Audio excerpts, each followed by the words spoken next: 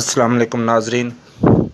آپ میرا YouTube channel Urdu column دیکھ رہے ہیں اور میں آپ کا ہوسٹ آصف خرل۔ آج کی اس ویڈیو پہ ہم آذربائیجان اور آرمینیا کے درمیان ہونے والی جنگ کے بارے میں ڈسکس کرنے جا رہے ہیں۔ جیسا کہ آپ سب کو معلوم ہے، یہ جنگ پچھلے کافی دنوں سے جاری ہے۔ اس جنگ میں زمینی افواج کی جہاں تک بات ہے، اس میں تو آذربائیجان کا پلڑا بھاری رہا ہے۔ 500 پلس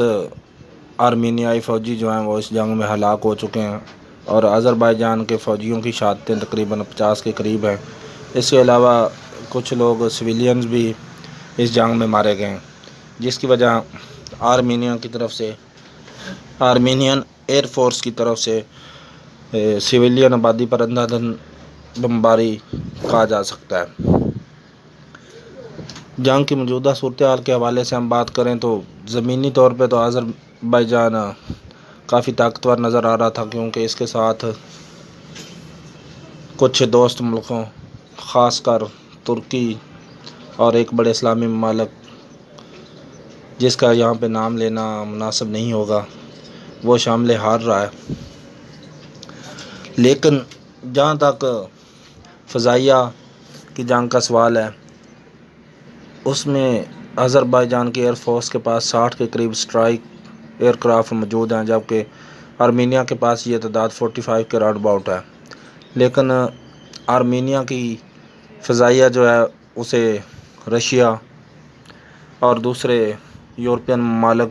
ٹریننگ فراہم کر رہے تھے، اس لیے وہ تکنیکی لحاظ سے اور ٹریننگ کے معیار کے لحاظ سے آذربائیجان سے کافی آگے تھی۔ اس لیے اس فیلڈ میں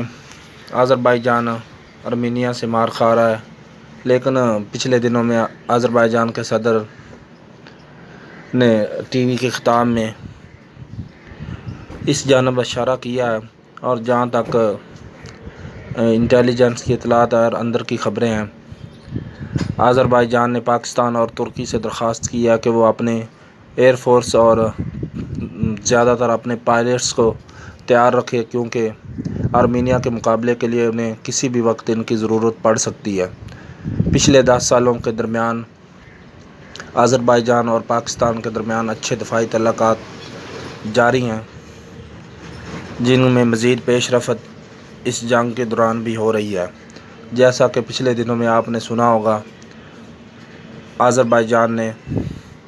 پاکستان سے JF-17 تھنڈر طیارے خریدنے میں دلچسپی ظاہر کی ہے۔ اس کے علاوہ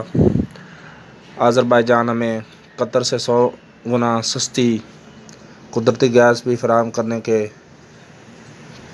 تیار ہے۔ اس حوالے سے دیکھا جائے تو یہ ایک اہم پیش رفت ہے، کیونکہ پاکستان اپنے دفاعی ساز و سامان خاص کر JF-17 تھنڈر کو فروخت کر کے کثیر سر مبادلہ کما سکتا ہے اور اپنے جہاز کی نئی مارکیٹ بھی بنا سکتا ہے۔ اس کے علاوہ سستی گیس آنے سے پاکستانی معیشت جو پہلے ہی کمزور ہے، اس کو بھی کافی سہارا مل سکے گا۔ تو اس حوالے سے مزید آپ سے ڈسکس یہ کرتے ہیں کہ جنرل اشفاق پرویز کیانی کے دور میں آذربائیجان کے ایک اعلیٰ سطحی وفد نے پاکستان کا دورہ کیا تھا، جس میں پاکستان اور آذربائیجان کے درمیان دفاعی تعاون کو مزید بلندیوں تک لے جانے کے لیے ڈسکس ہوئی تھی۔ اس کے بعد پاکستان کے مشہور ISPR director major general Asif Ghafoor نے اور اس کے بعد جنرل قمر جاوید باجوہ نے پچھلے دنوں آذربائیجان کا دورہ کیا، جہاں پہ باہمی تعلقات اور خاص کر دفاعی تعلقات کو خصوصی اہمیت دی گئی اور ان کو مزید بلندیوں تک لے جانے کا اعادہ کیا گیا۔ بعض ذرائع کہتے ہیں کہ پاکستان، آذربائیجان، ترکی، ملیشیا، ایران اور قطر جیسے اسلامی ممالک بیسیکلی ایک خفیہ دفاعی معاہدہ کر چکے ہیں، جس کے ذریعے اگر ان میں سے کسی بھی ملک پر کوئی بیرونی حملہ ہوگا تو یہ 5-6 ممالک جو ہیں یہ مل کے اس کا دفاع کریں گے۔ یہ چیزیں انڈر لائن موجود ہیں، لیکن بعض وجوہات اور پریشرائز ہونے کی وجہ سے کھل کے اس پہ ڈسکشن جو ہے اور اس کے اعلانات وہ نہیں کیے گئے۔ لیکن حالات سے اور خاص کر آذربائیجان اور آرمینیا کی جنگ کے نتیجے میں اور آذربائیجان کی فتوحات اور اس کے پیچھے پردوں میں چھپے ہوئے رازوں کو جیسے تجزیہ نگار ڈسکس کر رہے ہیں، اس حوالے سے اگر دیکھا جائے تو اس بات میں کوئی شک شبہ نہیں ہے کہ آذربائیجان کے پیچھے چند بڑی مسلم طاقتیں جو ہیں وہ کندھے سے کندھا ملا کے کھڑی ہیں، اور مشکل کے اس وقت میں وہ اپنے آذربائیجانی بھائیوں کو تنہا چھوڑنے کا کوئی ارادہ نہیں رکھتی۔ مزید یہ کہ آذربائیجان نے کارنو باغ کے مسئلے پہ UN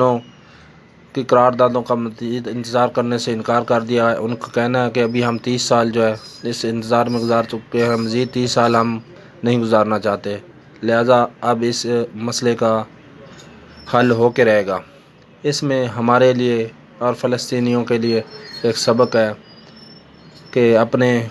زور بازو پہ ہمیں اپنے مسائل حل کرنے پڑیں گے۔ اگر ہم UN یا اس طرح کے دوسرے اداروں پہ نظر جمائے رکھیں گے تو ہمیں کوئی فائدہ حاصل نہیں ہوگا، کیونکہ آپ سب لوگ جانتے ہیں کہ آج کل کیا یہ شروع سے ہی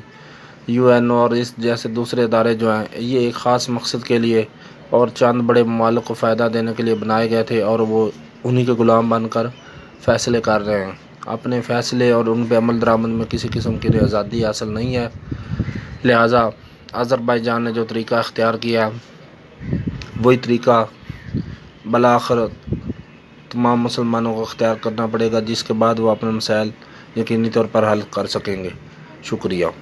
اگر آپ کو ویڈیو لائک آئے تو شیئر کرنا اور چینل سبسکرائب کرنا نہ بھولیں۔